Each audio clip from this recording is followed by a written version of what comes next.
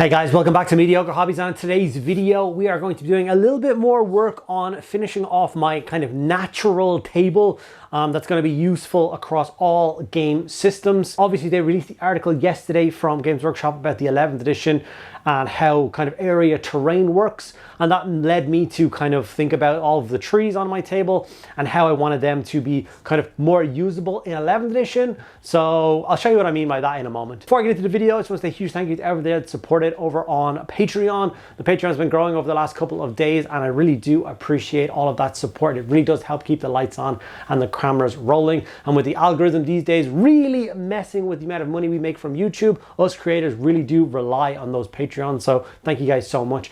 As an extra thank you for all you guys out there that's signing up to Patreon. As you guys know, for the last couple of months, I've been doing monthly giveaways. This month, I'm giving away this Eldritch Raiders box set. So if you want to be with a chance of winning this new Eldar box set, all you need to do is to be signed up to the Patreon at any tier. And yeah, so it should be good. So I'm going to jump over now and show you what I mean about kind of area terrain and what my plans are for today's video. Okay, as you can see, I have a lot of trees. And I have a nice river, and we'll get to the river in a minute. I've done some nice rocky outcrops, and I have some bigger rocky outcrops I'm going to be working on. But basically, I want to play on a couple of tables that look like this. Really natural, really useful for Old World, Lord of the Rings, or Warhammer 40k, and so on and so forth. I did a video the other day about this, which is my kind of destroyed rhino piece of scenery. And that is obviously meant to blend in with this table and stuff like that. Now, the trees as they stand individually are not very useful. They'll block a little bit of line of sight, kind of. But in 11th edition, they won't do a hell of a lot. So they need to be placed inside area terrain. And that's what these are. These are old boards that were made. These are 20 years old, I think. They're old, they're wrecked. They need a new lease of life, they're dusty. So what I'm gonna actually do is I'm going to be repainting and reflocking all of these to make them look nice, but 3 is not enough. So I've actually laser cut out, sanded and sprayed another 4. So these are just, you know, little MDF boards which I had lying around that I was using for other projects. And I just laser cut them out into these weird kind of tree base shapes. Like I said, I'm going to get them based up so all 7 of these should match each other, and then I'll divide up the trees and put them on them, so I'll have kind of a set of area terrain. So I'm going to go away and do that with those bases now, and then I'll show you the table at the very end. You'll see exactly what I meant and how useful this is going to be for 11th edition. So the first thing I did was grab some Traitor Red. These are the boards which obviously I've sanded and sprayed. The sand I put on is a little bit coarser than the older ones that I'm kind of repainting, but it shouldn't really matter too much. And I just gave it a nice airbrush of a nice rich warm brown, which I think will make a perfect kind of base coat for the ground coverage. Now I really do like having these bases for my kind of copse of trees, like creating them and having them as that area terrain works for so many different systems. And it looks really good and it's really easy to kind of store them and display them and stuff like that. And it makes a lot of sense. Trees spread out all over the board, although I think it looks more natural and it looks better. I think it only really works for Lord of the Rings, as goes a miniatures game. In every other instance, it kind of just gets in the way. These older ones, I had obviously previously blue tack trees to these, so I had to get a lump of blue tack and try and remove as much of the old stuff as I possibly could. If you're wondering why they're a little bit grey, I think that's just old and dust, so it's kind of gross.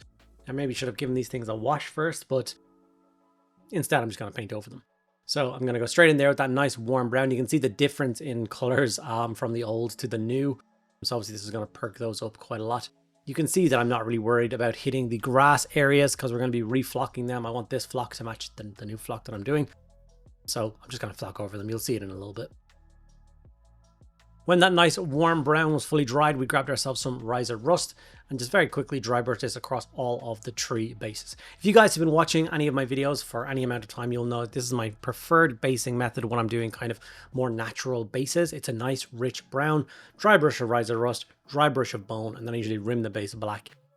And then that's it. So this will just blend in with all of the bases I'm doing for Lord of the Rings. It'll blend in with my Imperial Guard and a bunch of other armies as well, loads of Mage Sigmar stuff. So it just works a treat. All of my old world stuff is also based like this. So it looks great. Even if you do kind of overshoot a little bit too much orange there, it doesn't matter. I'll just decide to put some grass over that specific area and repair the damage.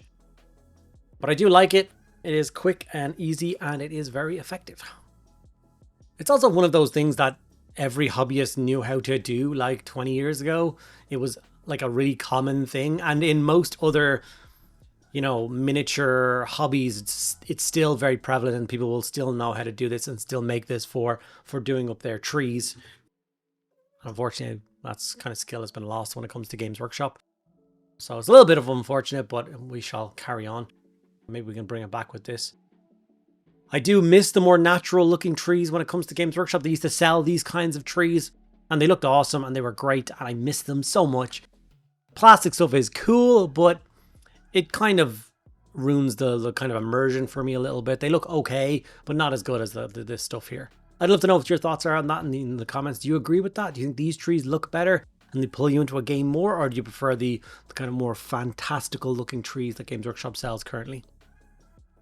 As you can see, going in with the bone dry brush now, going quite light with it, taking my time.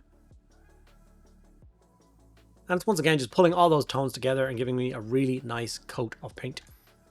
And with those all based in, it's time to start adding that static grass back into the table. So obviously I'm going to go for as kind of all over the place as I can, like trying to not make a pattern.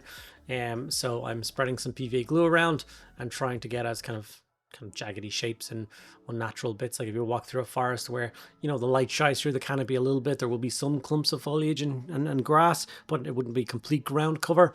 So I'm trying to go for that. And on the new ones that I'm doing, I think that worked out really well. And the old ones, because it's just got grass ringing the outside of it, it was kind of hard to blend that back in, and they don't look as nice as I wanted them to. But when the whole thing is said and done and they're all on the table, it actually sells it quite nice, and it does look really cool. Always removing the excess bits and pieces that over time you have dropped into your flock and you don't want them to be permanently attached to your table.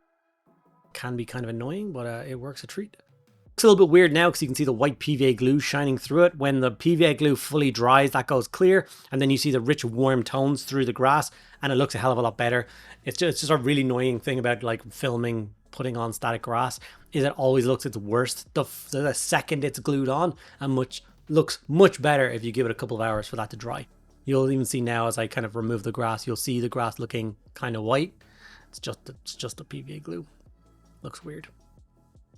And here is the old grass getting covered up. So I am just going to have to do an entire ring to make this grass blend in. But then I will do kind of a zigzaggy here and there to add a little bit more kind of texture and a little bit more kind of patches of grass to it and make it blend in a little bit better than before.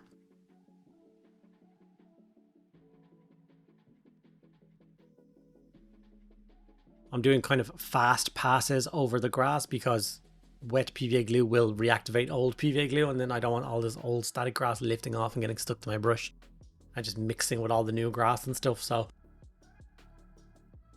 quick fast passes, not dragging the bristles across the grass too much at all. And with that done, we will apply the last bit of grass and we will have our 7 sections of kind of MDF ready to rock and roll that we can finally put all of the trees on and see what the table looks like. My dream table finally come to life, and now I finally can organize a proper game on it and have a lot of fun. Okay, here we have it. All of the trees are now based on area terrain, so it's very easy to decide what's in cover, what's out of cover, shooting through cover, and everything like that. A lot of people weren't a big fan of the amount of flock that I put on this scenery piece in my last video, but it was always designed to blend in with this table. That's why I went with so much foliage, and I do love that the trees fit into the crater to make it match in and be a part of this table. I love it so much. I've got obviously my river all the way running through. If you want to see the video on doing this river, it was done for my Lord of the Rings channel, so the making of this river is on my Middle Earth Monday channel. And now we have it. It's a really dense board. It's perfectly usable for games like Lord of the Rings, Age of Sigmar, and of course Warhammer 40k. They showed off the new rules for terrain yesterday. Obviously, this doesn't fit the criteria of those kind of squares and rectangles and stuff, but even in that article, it says when you're playing at home, use your own sized area terrains. I'm not a big fan of that whole mirror match thing. It's just not my vibe. I much prefer tables and games like this. So I've got to say that I'm super pleased with this. I think it's super dense. I think games are going to look amazing on it. I think armies are going to look awesome exploding out of the tree canopy. Imagine a Kroot army fighting a Catachan army on a table like this. Or just some Cadians fighting. Imagine fighting for the center. This piece of scenery, this area terrain, is the main objective. Fighting for the destroyed, old, discarded rhino that has old information on it, or old technology, or discarded thing, or even just the rhino chassis itself needs to be rescued and returned to the chapter. And that's the whole purpose of the game. You're fighting across this entire table for securing that piece of scenery / objective. So I'm a big fan of that. I wanted a table that looked like this for I don't know how many years. My first taste of the hobby was Lord of the Rings, so I've always wanted a table just like this, and now I have it. And obviously a couple of weeks ago I did this piece of terrain, which is my bunker, which obviously if you just remove a piece of scenery, it blends perfectly into the table as well, and it looks like it belongs there. I mean, look how cool that looks. So I plan on doing a couple of more pieces of scenery like this in case I want to have bunkers or a defense line or an old outpost built into this kind of jungly terrain. But for now, I'm quite happy with how this table has turned out. I will now look toward the next table that I plan on doing for 11th edition, perhaps focusing around those rectangles that Games Workshop showed off yesterday. Maybe I'll get those laser cut out and I'll start building some scenery on top of those. If that's something you guys want to see, please do let me know in the comments below. Make sure that you like the video, comment, subscribe, all that other good stuff. Make sure you check out the Patreon if you're interested in winning the Eldritch Raiders box set. Thank you guys so much. Hope you enjoyed it, and I'll see you in the next one.